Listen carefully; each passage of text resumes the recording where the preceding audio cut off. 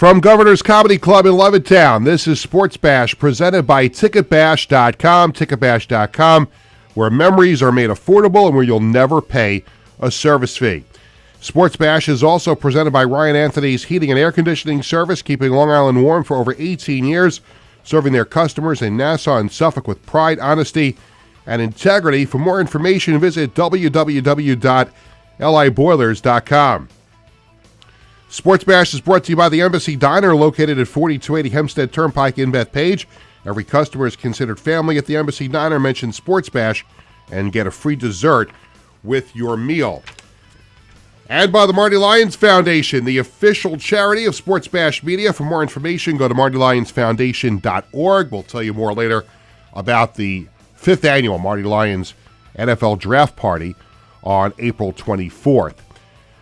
Well, hi again, everyone. Good afternoon. I'm Peter Schwartz. Welcome to the program on this Tuesday here on Long Island. 516-465-3990 is the number to call. Make sure you're subscribing to Govs Comedy Club podcast channel on YouTube and follow Sports Bash Media on X, Instagram, and Facebook. Coming up on the show, I'll be joined by MLB.com Yankees beat writer Brian Hoke.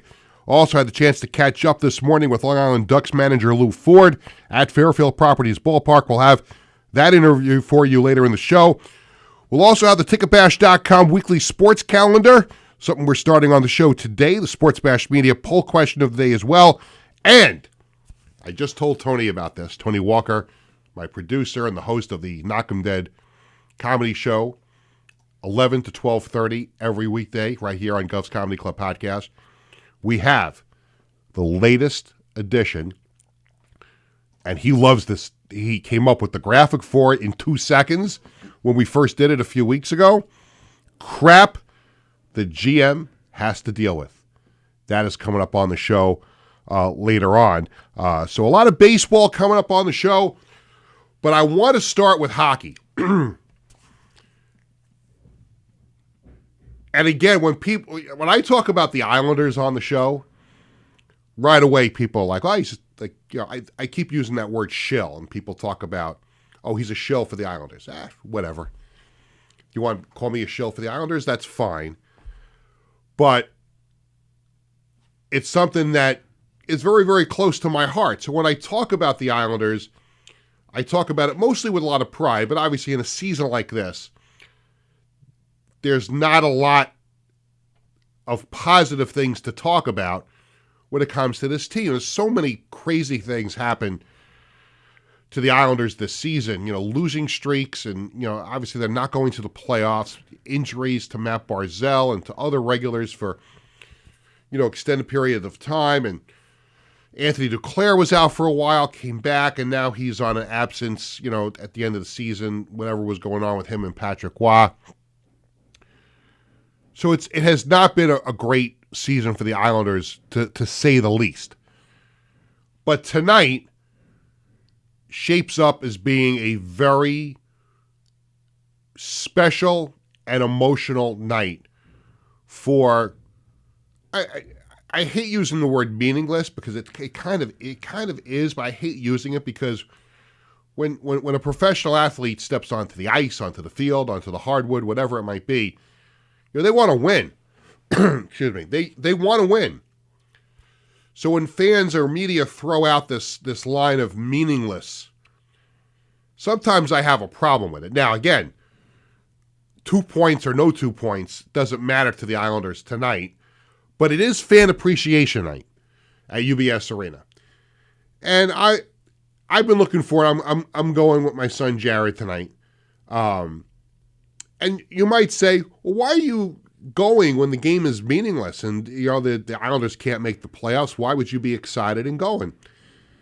Listen, I just like going to games, and my kids and my family, we went to the Yankee game last night. My wife and kids are Met fans, but we were excited to go to the Yankee game, just like I'm going to reciprocate on Friday, and we're all going to the Mets game, and I'll be the outlier at Citi Field.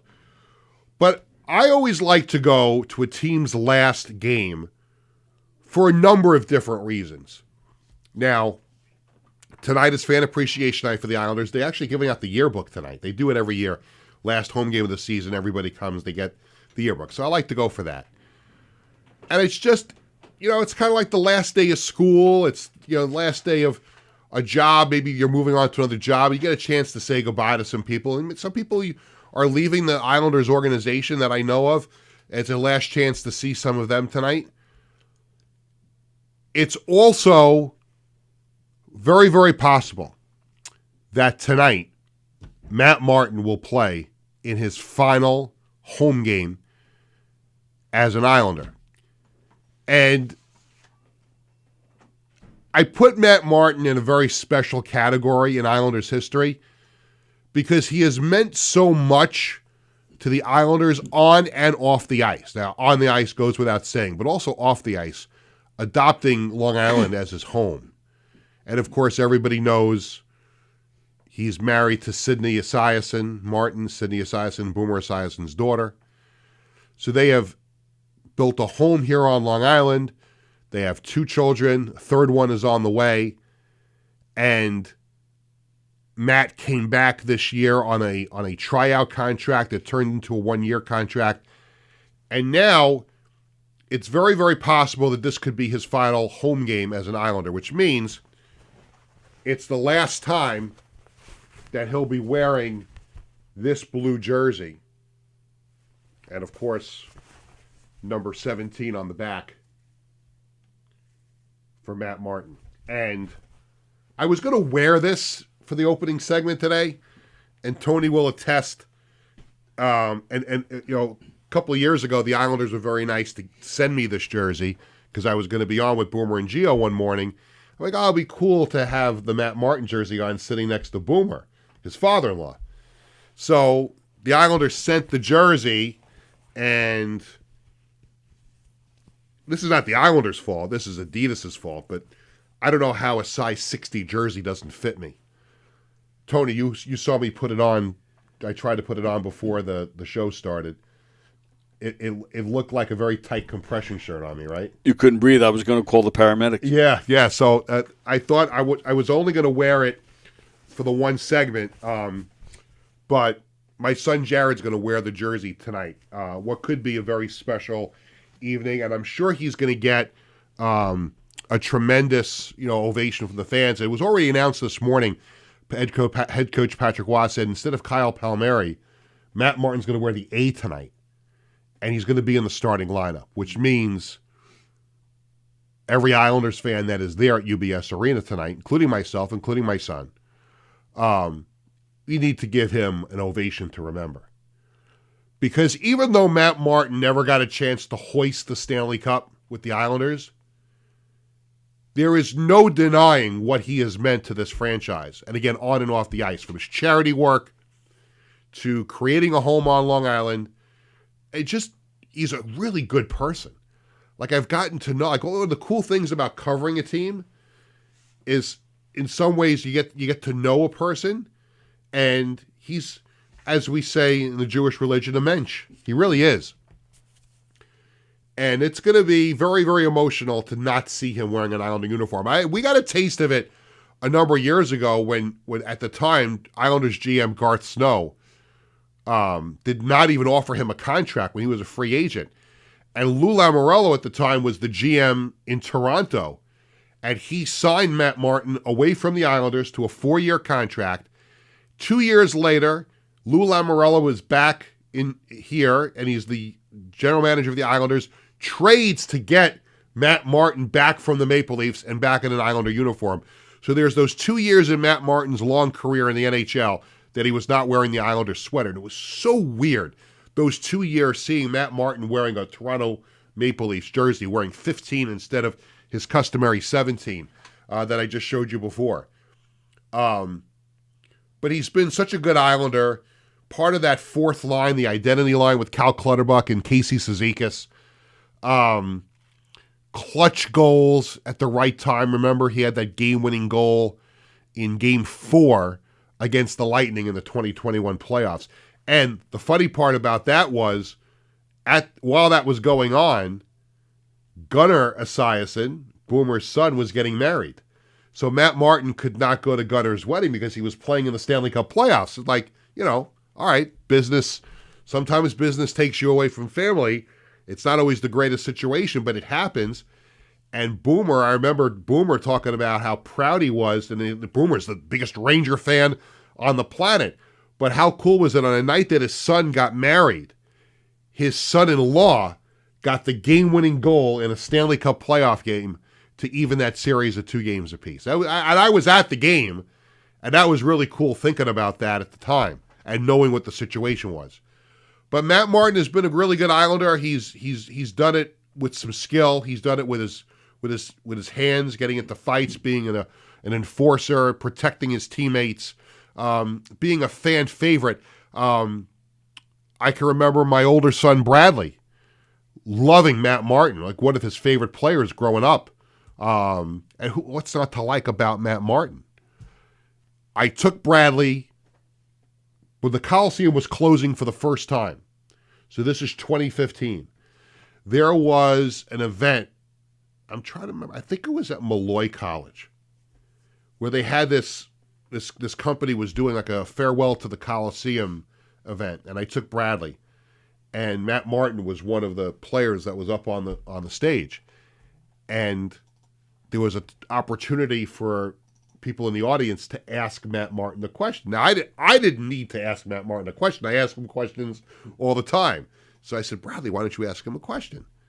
So we threw some ideas together, and finally Bradley raises his hand, and they call on him to ask the question. And he says, Matt, what do you like better, scoring a goal or beating somebody up in a fight? And Matt goes, well, I don't really score that much, so that's pretty cool. But yeah, I like getting into the middle of things. So that was a typical Matt Martin answer, and he was being honest, and it was great. It was funny. The place laughed. If there was ever a player to wear a jersey for a long time that deserved to win a championship, there's a few players that come to mind from my point of view. Again, just talking as a fan, and that's why I do this as part of my living, is because I am a fan. But I think of Don Mattingly playing all those years with the Yankees and never winning a championship. And you can look at players up in Patrick Ewing with the Knicks. Right. But Matt Martin, if there was ever a player that deserved to win a championship and didn't, it was him. Because he embodied what it meant to be an Islander. And he talks about that logo. And I talk about it too. And again, if this sounds like I'm being, a shill for the Islanders, how many pro sports teams wear their geographical area on their uniform? And there's a reason why I love this team so much. So that's going to be hard to say goodbye to Matt tonight, because I can't imagine at this point in his career he's going to put another jersey on. He's got a family. He'll probably have a job with the Islanders, whatever he wants to do. And as I try to not cry about this, and I know I'm going to cry there tonight because I'm a baby with these things. I am. I get my chops busted about that. I'm already shedding a tear about this. But what I would like to play for everyone now is, so the morning of every game, generally in the morning, there's a pregame skate. And after the pregame skate, the Islanders will pick a couple of players to speak to the media, make them available. Of course, Matt Martin was selected this morning at the pregame skate. We're going to cut to the middle of this where Andrew Gross from Newsday asked, and Matt is already starting to break a little bit here because the previous question, asking him about Fan Appreciation Night and what it's meant to play for the Long Island fans. But here's where this gets interesting. This is Andrew Gross from Newsday asking Matt Martin about the possibility that tonight would be his final game as an Islander at home. I know we talked about this. Do you have any extra emotions this morning? Yeah, a little bit for sure. Sydney will be happy about that because she's been on me a little bit about how I'm not emotional enough. But this is a special place.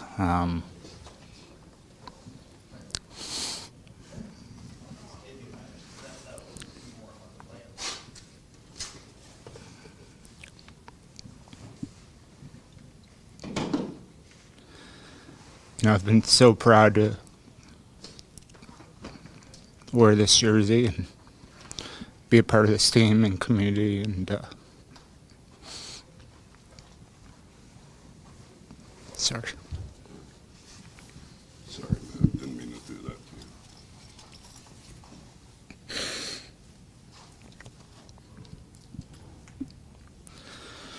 you. Obviously don't know what the future holds, but, through the good and the bad and the heartbreaks and all of it, it's always been a pleasure to be a part of this team and wear this uniform. So, excited to get out there and play tonight and go from there. Thank you to NewYorkIslanders.com for that video footage from the morning skate. I mean, Martin 17. We're going to see that in this uniform on the ice for an Islanders game at UBS Arena, maybe for the last time tonight. That's what it's probably going to be. And you listen to him break down and cry. I felt bad for Andrew Gross because he apologized. You heard in the video, he apologized to him for making him cry. I felt the same way a couple of years ago when the Islanders were retiring John Tonelli's number. And the morning of the game, the Islanders made John Tonelli available to the media after their practice, after their morning skate. And we're talking to John Tonelli at Northwell Health Ice Center. And, of course, here's me there, Joe Islander fan, big Islander fan, actually gets to cover the team he rooted for growing up and still roots for. And here he's answering all these questions. And what do I ask him? How do you think Al Arbour would feel about this moment tonight? You're laughing because you know what's coming next. Oh, yeah.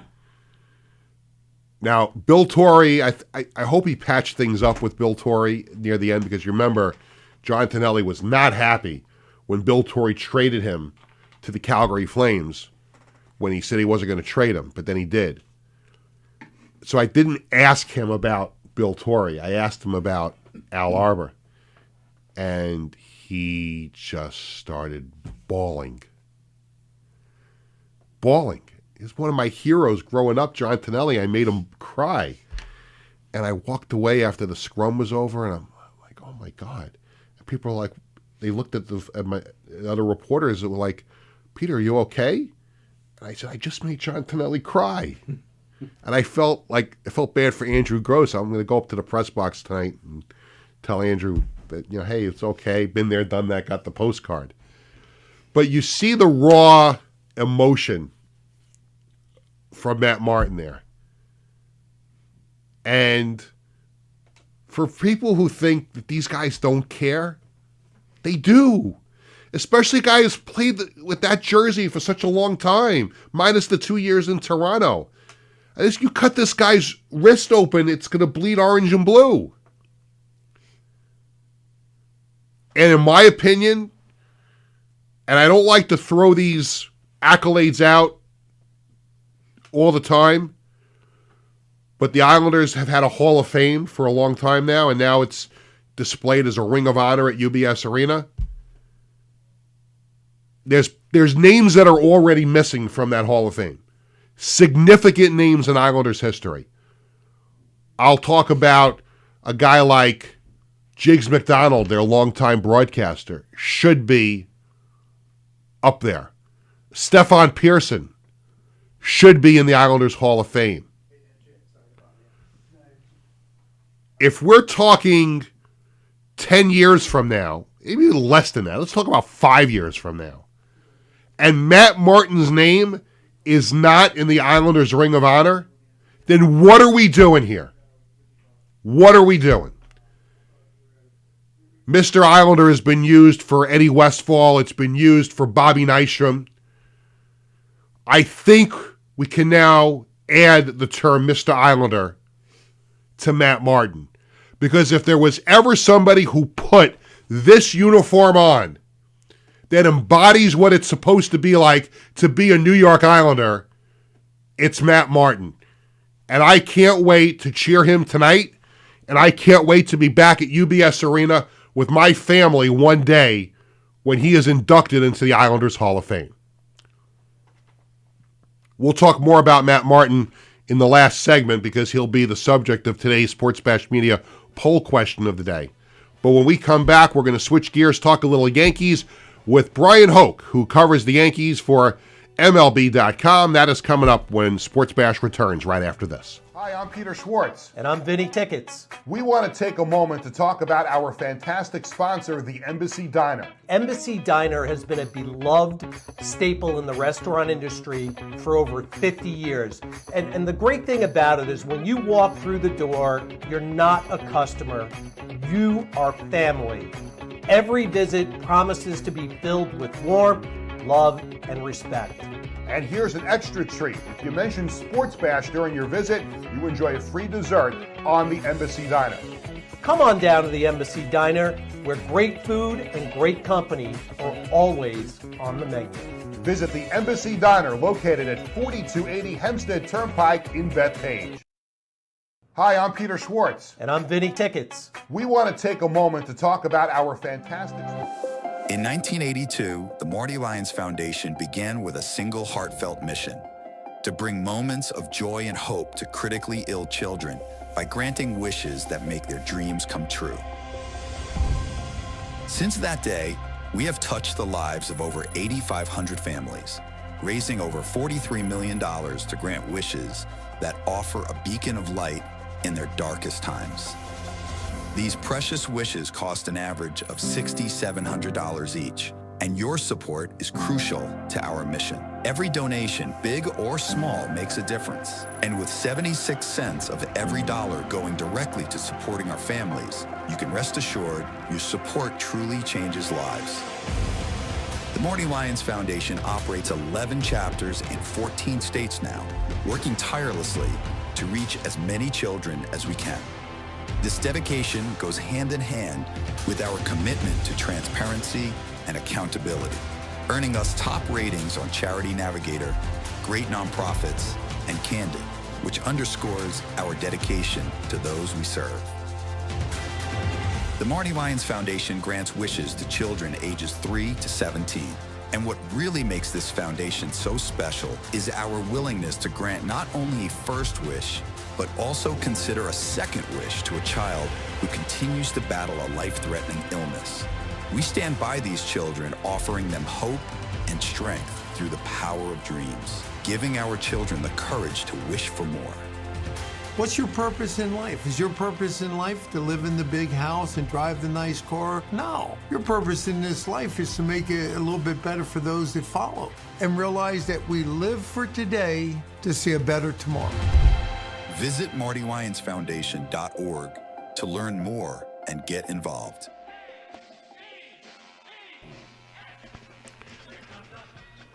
Welcome back to Sports Bash, presented by TicketBash.com. I'm Peter Schwartz, 516-465-3990, the number to call. We'll get back to your calls in just a little bit, but it's time to talk a little Yankees baseball. I want to welcome in a good friend of mine. He covers the Yankees for MLB.com. He is Brian Hoke. Brian, it's Peter. How are you, sir? Peter, great to talk to you. Thanks for having me. Oh, always a pleasure whenever you join me here on the show or whenever I fill in at WFAN, so it's always good to have you on to talk about the Yankees. I imagine you're en route to Yankee Stadium right now for Game 2 against the Royals. Let me go back to last night, and after a very tough weekend for the Yankees against the Giants, for them to get the bats out last night with 4 home runs and Carlos Carrasco with 5 scoreless innings, 5 great innings, giving up the 1 run. How much better did the Yankees feel about things after that game last night? Well, I think anytime you're going to hit 4 home runs, even if they're solo homers, you got a good shot of winning. And that's one thing we've seen with this Yankee offense so far is that when they hit home runs, they win, and when they don't, they don't win that much. So I think I had the stat last night in my game story that in their 7 losses, they've hit just 5 home runs, and then it's very lopsided the other way. So I think that's the time-tested recipe, right? If you're the Yankees, you hit home runs, you win. Obviously, they're going to have to pitch. They're going to have to play some defense, too, and that's one thing. My big takeaway from last night was Jason Dominguez looks like a real left fielder out there. I mean, that's the best I've seen him look in a major league game, certainly since he moved over to left field. So that's got to be very encouraging for the Yankees. Yeah, I got to tell you something, Brian. I was with my family in the upper deck in left field, and when that ball was hit to left field that he went back and had to reach up and get, I was like, there's no way he's catching that ball. And then he reaches up and catches it, and I thought I was seeing things. I couldn't believe it. Yeah, I tell you, he's come a long way since I watched him in spring training, and he was there on the backfields every day with Luis Rojas taking routes, and I'll be honest, he did not look very good. And then in those first few spring training games, he didn't look good either, and you kind of looked at it and said, I don't know if this is going to work out here, but credit to him. He has put in the time. He's put in the work. I don't think he's going to win a Gold Glove out there, but if he can be a passable defensive left fielder, that answers a lot of questions for you coming forward, and you need his bat to come forward too, because he's obviously got the potential. They haven't seen the results that much this year, but I think it's going to be a big year for him. He's going to get a lot of runway here, and he's going to get a chance to sink or swim out there. Yeah, I think the offense is going to come. He's too gifted offensively for that not to come. When you talk about being gifted offensively, well, what a start to the season for Ben Rice too. Another home run last night. He has been terrific out of the DH spot and leading off. I'm not sure he's your prototypical leadoff hitter, but so far so good for Ben Rice. I think he's the leadoff hitter by default just because they don't have a real leadoff hitter. There's no Ricky Henderson on this roster. There's no guy that you point to and say, oh, well, that guy should absolutely be the leadoff hitter. So you're looking at a guy who can get on base. And, they tried Austin Wells up there, and he got a start up there. Paul Goldschmidt is their leadoff hitter against lefties. But Rice seems to be a good fit there. And the one thing I would say about Rice is ever since spring training, he's just been killing the ball. Yeah. And I know he talked about putting on 10 pounds of weight, some of it muscle, from last June, and he definitely showed up looking a little bigger. You could tell there was a physical difference, but it is translated into the results there. And even his groundouts, I watched in the first inning, I think he had a hard ground out to second base, and that was over 100 miles an hour. He's smoking the ball pretty much every time up there, and when you do that, good things are going to happen. And I'll tell you what, Brian, he's a perfect example of things have a way of working out, because all the Yankee fans who bought Juan Soto jerseys last year with number 22 on them, and they're like, oh, my God, I spent $200 on a Juan Soto jersey. What am I going to do now? Well, now it just became a Ben Rice jersey, and I think there are a lot of Yankee fans. I saw a lot of 22 still in the crowd last night. It all worked out with those people who bought the 22 jerseys because now they're Ben Rice jerseys. I say it all the time. If you're a Yankee fan, do not buy the jersey with the name on the back. Absolutely. It's not what they wear on the. It's not what they wear on the field. And you get in a situation like this, and suddenly you might have something that you didn't think you were buying at first, but you'd be happy with it. So yeah, if you're a Yankee fan, always buy the jersey without the name on the back. Yeah, it's I can't. I see it all the time. These people show up at the games with the name on the back, and I understand they have to satisfy the Players Association and stuff like that, but you can't be wearing a Yankee jersey with a name on the back, Brian. No, I'm guilty. My daughter wanted a Judge jersey, and she picked the one with the name on the back. And I said, that's not what they wear on the field, right? And she said, I don't care. I want his name on it. And I said, all right, fine. But she's 8 years old. Maybe other people can choose differently. I'll give her some special dispensation. How about that?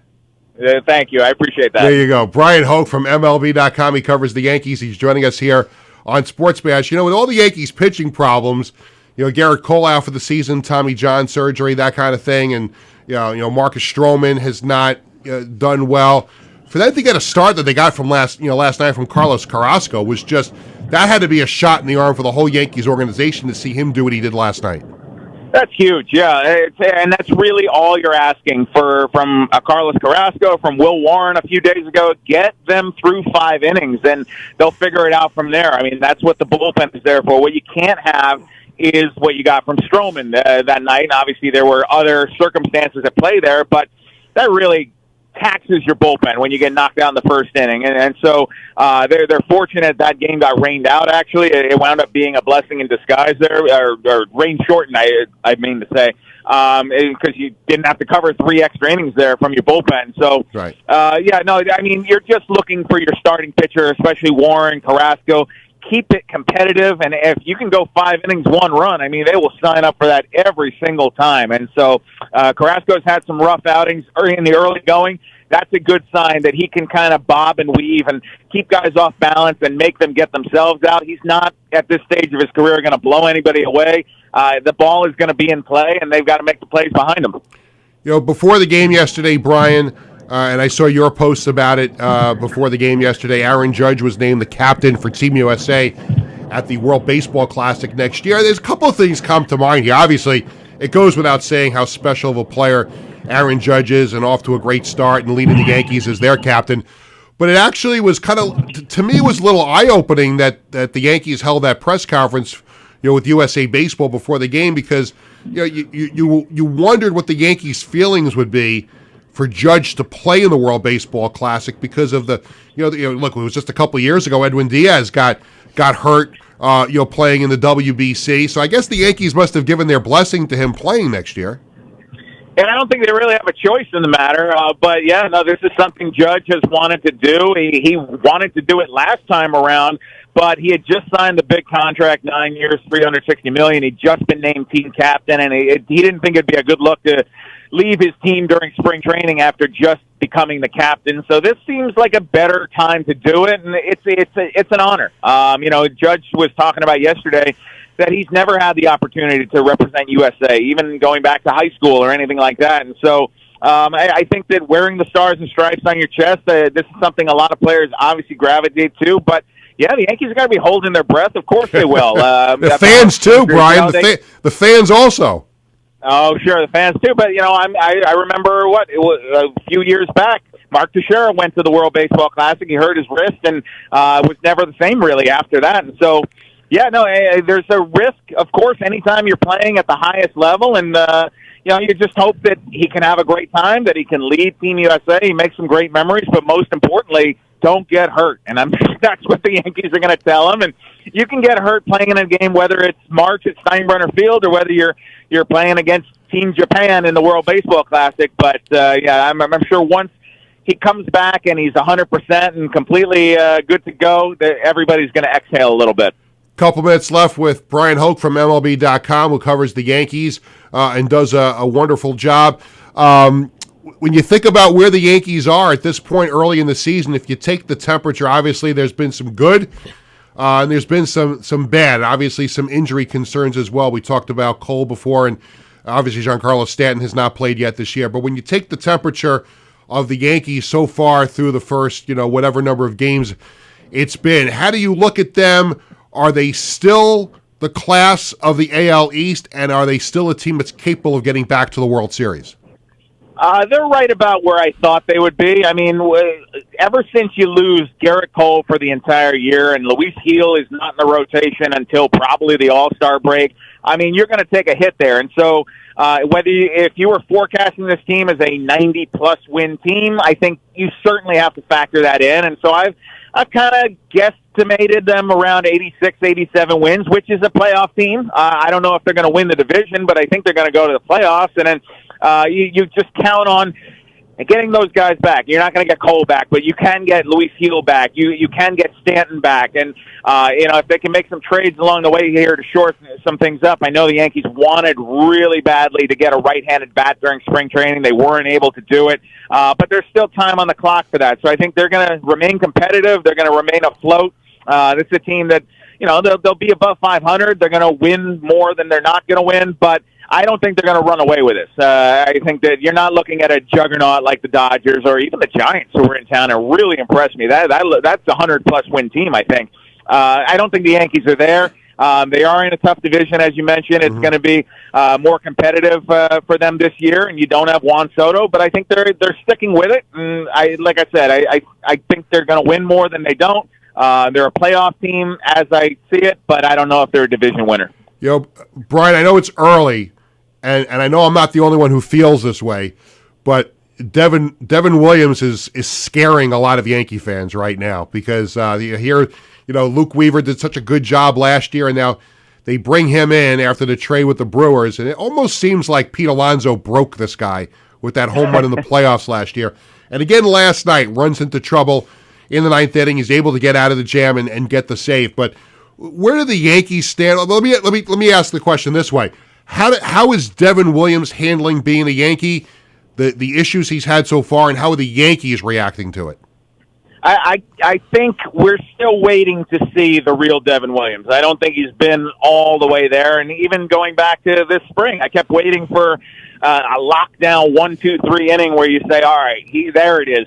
That's the guy I hear about with the airbender. And I haven't really seen it with my own eyes yet. And so, you kind of sweat a little bit every time. There's always runners on. He's pitching out of jams. He's obviously had some missteps along the way here.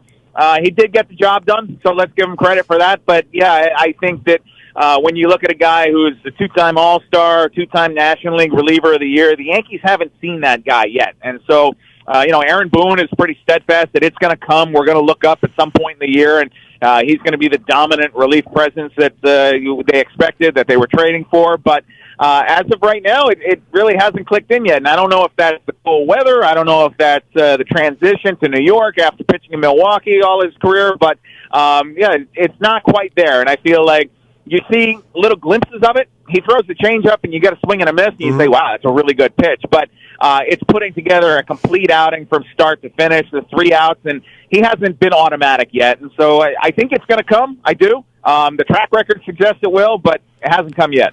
I have to say, I want to close with Aaron Boone. You just brought up his name, the Yankees manager, and I think over the course of his tenure as the Yankees skipper, I think he's done a lot of really good things. I think it's still kind of hard to judge how good of a manager he is because of the analytics that have been added to the Yankees organization. So you wonder how many of the decisions are actually his and how many come, from the front office. But I think all in all, Aaron Boone has done a good job as Yankees manager. I think if he gets this team into the playoffs this year, it might be the best managerial job he's done because he's definitely been handcuffed so far.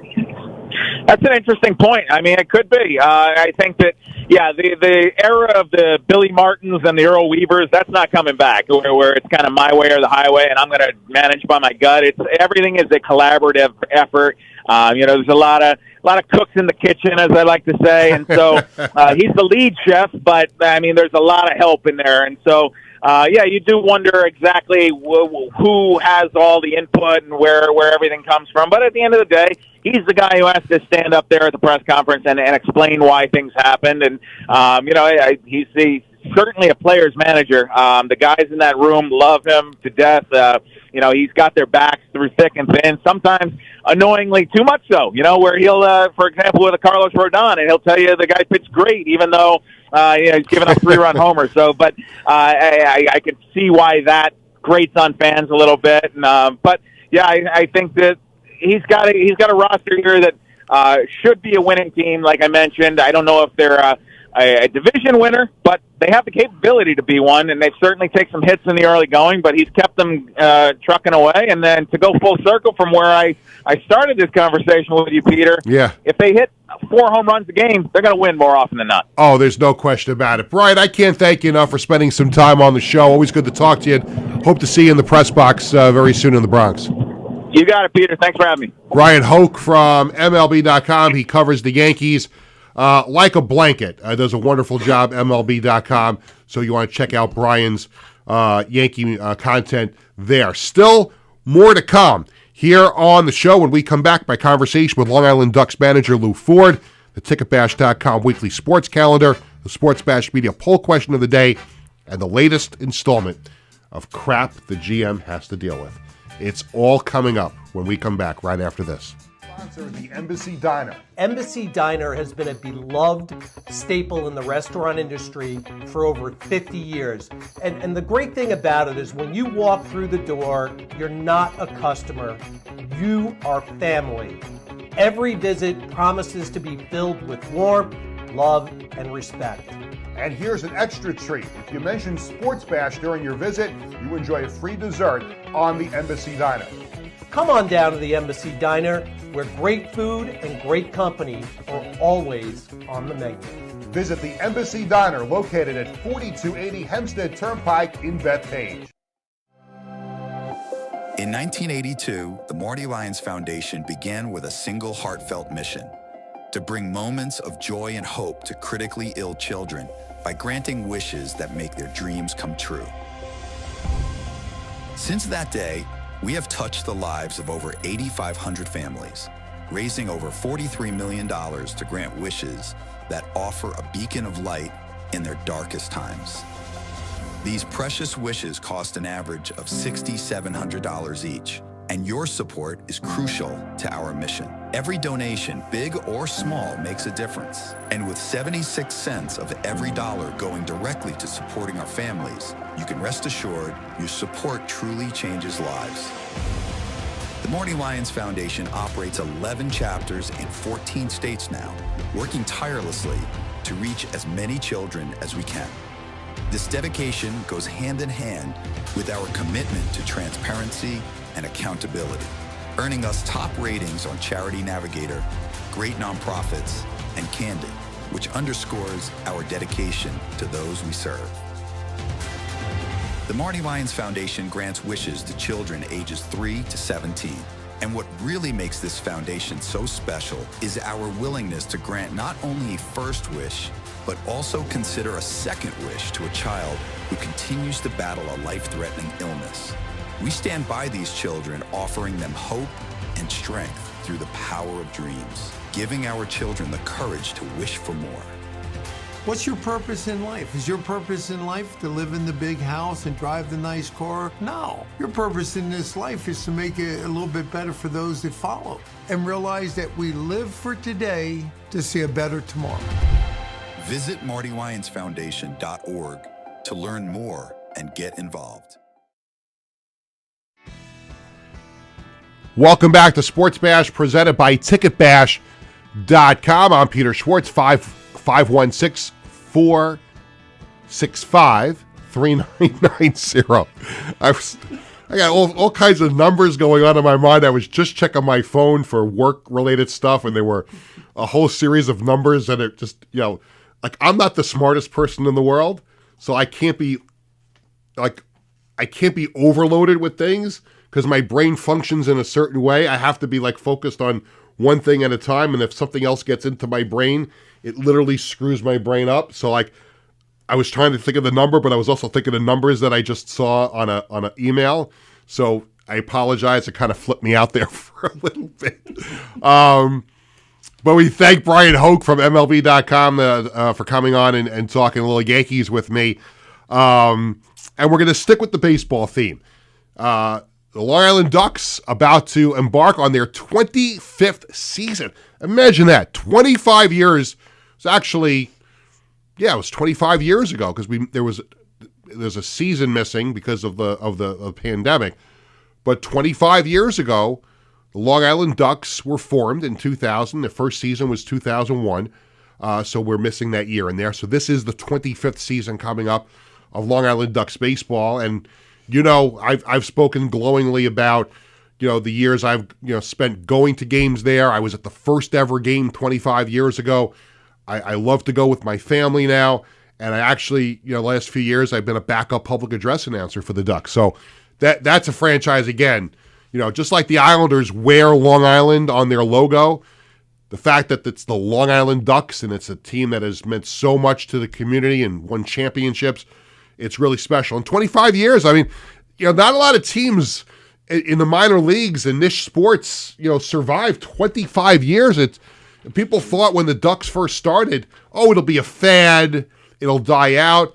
Is the ticket interest now what it was the first couple of years? No. There's games during the week where, there's a couple thousand or 3,000 people, but once the summer hits, especially on the weekends, that place is packed, Fairfield Properties Ballpark. And next Friday is the home opener, April 25th. This morning, I had a chance to head down to Fairfield Properties Ballpark and sit down with longtime Long Island Ducks player and now manager, Lou Ford. Well, Lou, this is obviously a pretty special season for the Ducks, the 25th anniversary, and now spring training is underway for you as someone who's been with this organization as a player and now as a manager for a long time. What's the emotions like as you start spring training here at the ballpark? No, it's great to get back on the field again. We got out here the first day yesterday. Very excited about the team we put together this year. A good mix of veteran major league players and some younger guys that are still on their way up and have a lot of energy and a lot of new faces, but very excited about the team that we're going to start opening day with. I'll ask you specific questions about the team in a minute, but for you, being with this team for such a long time, and now the franchise is getting ready for its 25th season, there's a lot of minor league baseball teams that come and go at all different levels. For this team to be as popular as it's been for as long as it's been, and you've been a big part of it, what does it mean to you to continue to be a part of this organization? No, the Ducks, we've been really the best team in the independent leagues, since we started here, and it really comes down to a lot of it. Most of the credit goes to the fans. We have great fans here, great fan support. They'll be out here opening nights, the 25th April, and giving away a jersey on opening night. That's pretty. I have to tell you that I've been coming to this ballpark, single, and now married with a family for 25 years. And one of the best things about coming here is the promotions. Like, to get a jersey on opening night is pretty cool, right? It is cool. I mean, we got a lot of promotions set up this year, 25th anniversary. It's going to be an exciting year, and there's going to be some surprises, I'm sure, for the fans, and we're excited about it. But really, it comes down to the fans over the years. We, continued fan support, loyal, and just die hard. They support the team here, and we take that seriously. We try to make sure our guys are playing hard and being there for the fans. I think it's a great atmosphere where you can really get close to the players and have a seat that's close to the action, and we get a lot of great players. I think it started with being close to the action. I think there was one night a few years ago, and Michael Pollack, who's running the video for me and a long-time Ducks voice and PR person, will attest to this. My son Bradley, there was one night a few years ago, I think he came home with 7 baseballs. And Frank Bolton joked with me during another interview that he might want to buy some of those balls back because they were running low at the time. Yes, that's a large number of balls. I mean, maybe some of the players gave some away, or he called them, one of those things. But everybody comes to the game, they're trying to get a ball. Obviously, they want to catch that foul ball, and that's exciting for any of the kids to do that. It's fun. He's Lou Ford, the manager of the Long Island Ducks, as we get ready for opening night here at the ballpark, Fairfield Properties Ballpark, on April 25th. You kind of touched on the team, a little bit, a nice mix of veterans and young players, and spring training started yesterday. There's a lot of returning players, fans who've come to the ballpark will recognize, but give us a little thumbnail on a couple of new faces that the fans will be excited to see this year. So we got, I'm looking at our starters right now. We got John Gant, who is 6-7 years in the major leagues, starter. He's going to be starting for us. Zach Plesac, another 5 or 6 years major league starter. There could be opening weekend coming off. Really some. I think Plesac was in the big leagues last year, so familiar faces there. I think we have 12, 13 former major league players. Our Ryan McBroom's going to be over here on the. Mark Mathias is, a second baseman with the Rangers and a couple other teams. Seth Beer, Chris Roller. We have a lot of guys that, former major league guys that trying to make it back, and they're great players. Still great players. Just a lot of times organizations, it's tough right now. Starting out, and I would foresee that. Going off of the last couple of years, we're going to have guys, possibly playing in the big leagues. That's the goal for a lot of these guys. They'll be in the big leagues this year. And that's been the whole motto of the Atlantic League for as long as Frank Bolton, started, which was a couple of years before the Ducks actually started in 2000. It is a league of opportunity for a lot of guys, including yourself when you came here originally.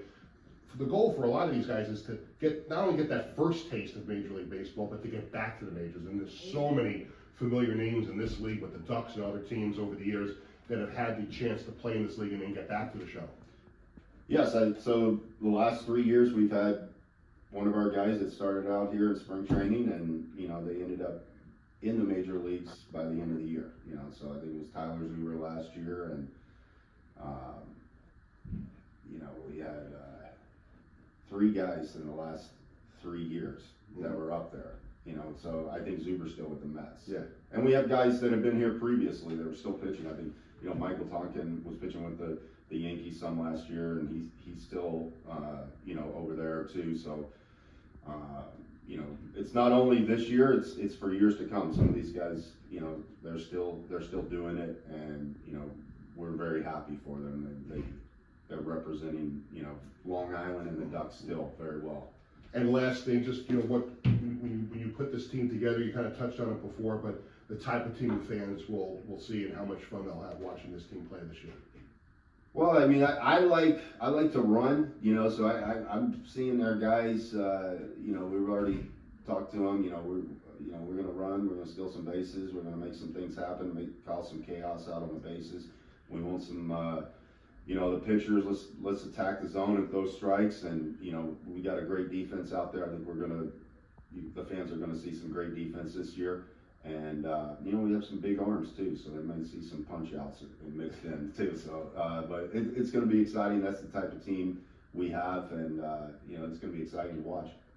Thank you very much for a few minutes. Best of luck this season. I'm looking forward to filling in on the PA mic again a few times this year, although my younger son, Jared, has told me in the past that my Lou was a little weak at times. So what's your thoughts on that? Do I need to improve on that when I introduce your name when I fill in on PA? Yeah, sure. No, it's great. Do you like I appreciate that? all the Have you support. enjoyed that over the years? Yeah, it's fun. It's fun. Yeah. The fans love it.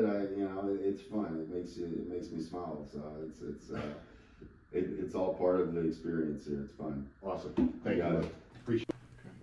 My thanks to Long Island Ducks manager Lou Ford for chatting. Was that okay, Tony? Did you start that? No, I didn't start it. It's always been done. That's and then what the I thought, first yeah. time I filled in, you know, and my son Jared reminded me, like, you have to make sure you do that Lou Ford, right?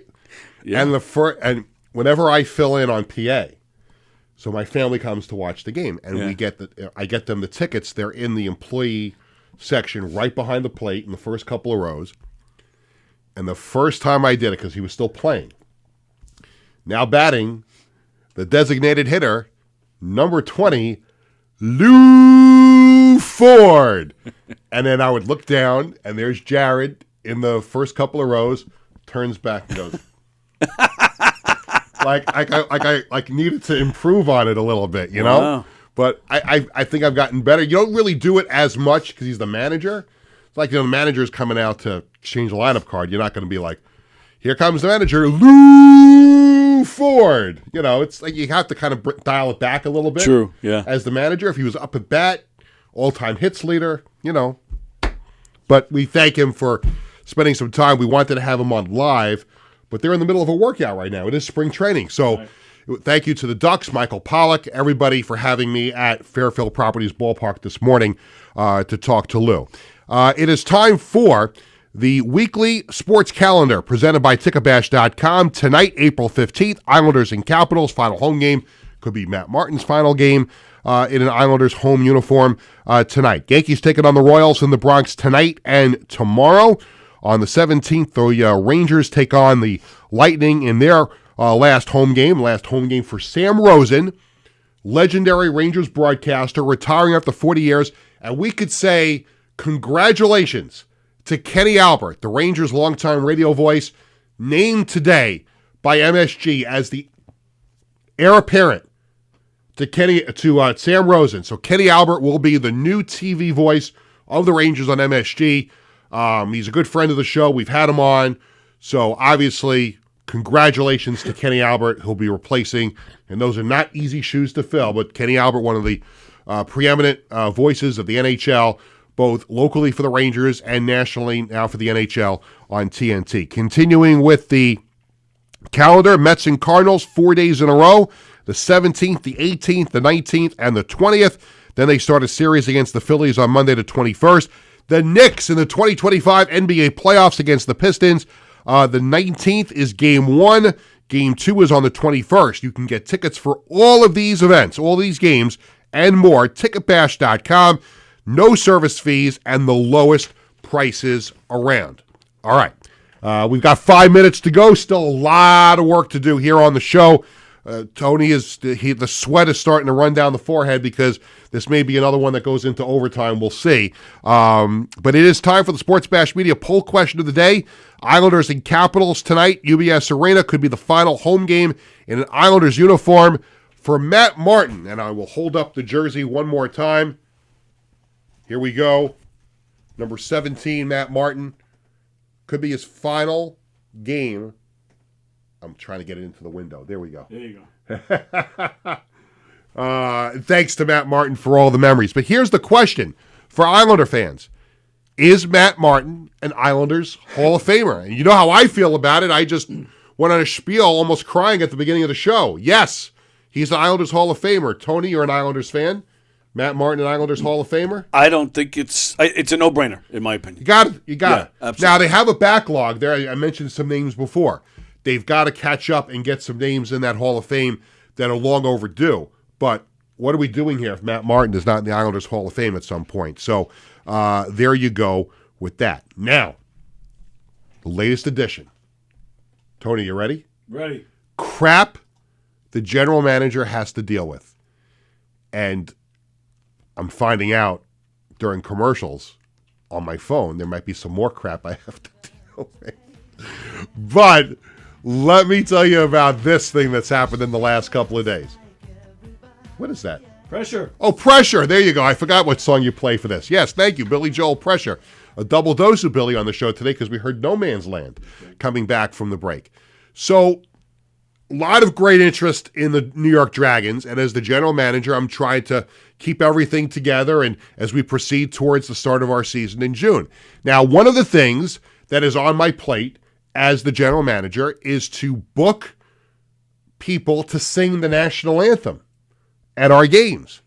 Now, I've already booked one for opening night. I'm not ready to announce who it is yet. I think Tony knows who it is, but I am not ready to announce who it is. Now, I have entered into discussions with a second person for our second home game on June 21st. Yesterday, I had a follow-up conversation with this said person who also likes to perform and sing. And we talked about the possibility because we're still trying to hammer out the post-game entertainment. So we started making a general conversation about, hey, if you sing the national anthem that night, would you be interested in doing the entertainment, a little performance after the game? And he said, sure. So I said, all right, but listen, let's just not, let me get approval from the league on how we're going to do this, and let's talk week after next, right? So now I'm at the Yankee game last night with my family, and it's in between innings, and my phone buzzes. And I pick up the phone, and it's a friend of mine who is a concert promoter on Long Island. Oh. And yeah, you know who this guy is. I'm not going to say his name on the air, but I'll tell you off air. Sends me a screenshot of this performer who I've been talking to. Sends me a screenshot of this guy's Facebook page. He posts on Facebook that he's going to be singing the national anthem on June 21st at the Dragons game and performing after the game with his new single. And I yelled an expletive, not realizing or not remembering that there was a young child sitting behind me. And my wife reminded me of that. And she's like, what's going on? I'm like, now I got to text this guy and say, we never talked about you announcing this. We talked about you holding on to this information. Oh, I'm sorry. I didn't mean to offend. I'm not trying to break the rules. I'm like, you totally ignored what I told you. What are we doing here? So he took it down. I still want him to do it. I just really felt like he shouldn't have. Like you could have asked, can I put that on Facebook? No, I would have said no. We're not ready for that yet. So sorry, no. But again, another example, and I already know because I've been looking at this during the commercials. I got more on my plate when I get home before I go to the Islander game tonight. So there's more coming up. Coming up this coming Thursday, going to be joined, a double dose of guests on the show, and I'm very excited about this on Thursday. New York Post columnist and MLB Network insider Jon Heyman. He will join me, talk baseball. We'll talk Yankees, Mets, all of Major League Baseball. Very, very popular baseball personality, so we'll talk to John about that. I've known him for a long time, spent many a times in press boxes with him, and so looking forward to talking to him on Thursday. Also, I am going to be joined on Thursday's show, and this is a double dip guest, because Sean Wachter, the director of operations for the New York Dragons, I'm so proud and honored that I hired him as my director of operations. But what you might not know about Sean is that he's a former pro wrestler, just recently retired, and also is the part owner of an independent wrestling promotion. So I said to Sean, how about coming on the show? Because this weekend is WrestleMania 41 in Las Vegas. And you know, I like to talk a little wrestling once in a while. So who better close to me to talk about WrestleMania than Sean Wachter? So Sean's going to come in. We'll have some fun on Thursday talking wrestling. We'll talk a little bit about the Dragons as well. We've also got Stump the Wiz and This Week in Sports History. That's coming up on Thursday. Next Tuesday, April 22nd, the next edition of FOP, Friend of Peter.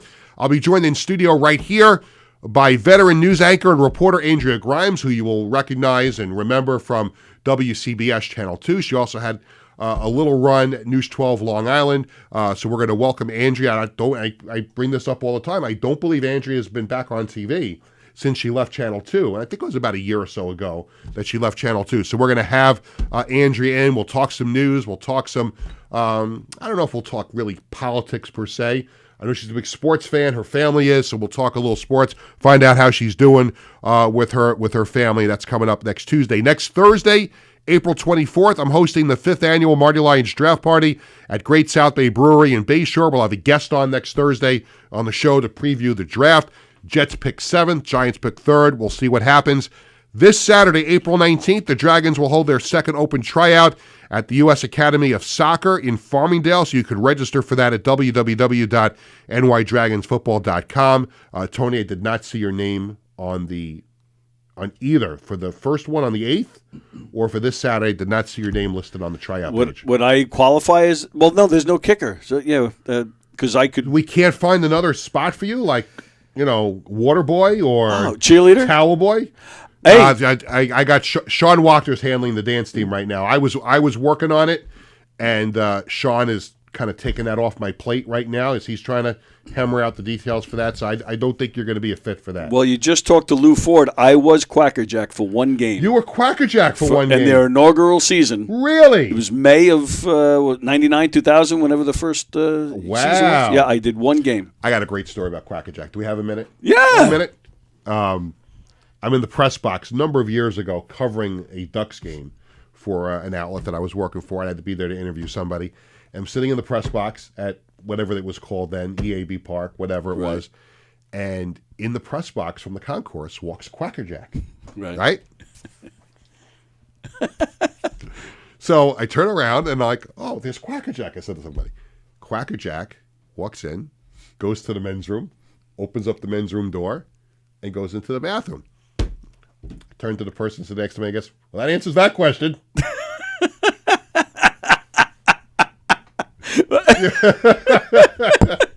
Yep. Because you had to, like, I know it's Quacker Jack. I mean, it could be Quacker Jacqueline. It could be, Yeah. It didn't necessarily have to be a male. True. Right? Yep. So he opened up the door, walked in. I'm like, oh, that answers that question. Love Quacker Jack. Oh, yeah. One of the great mascots. Yes. And we'll be having a mascot unveiled soon for the Dragons. Nice. It will not be Sparky. We borrowed him for the logo reveal, but we are in the process of coming up with a brand new mascot. And maybe we'll debut him here on the show. Maybe we'll bring him in. Nice. What do you think? We'll see. We're working on a few things. Yep. I can't get into it. Again, it's a lot of crap the GM has to deal with, so that's all coming up later on. That'll do it for this edition of Sports Bash, presented by TicketBash.com and Ryan Anthony's Heating and Air Conditioning Service. Thanks to my guest on the show, Brian Hoke and Lou Ford. Thanks to Tony Walker and everyone here at Governor's Comedy Club in Levittown. Sports Bash is presented by Ticketbash.com and Ryan Anthony's Heating Service. Sports Bash is sponsored by the Embassy Diner in Bethpage and the Marty Lyons Foundation. For our entire crew, this is Peter Schwartz. Thank you for watching and listening. Sports Bash returns Thursday at 1 o'clock. Matt Martin, thank you for the memory.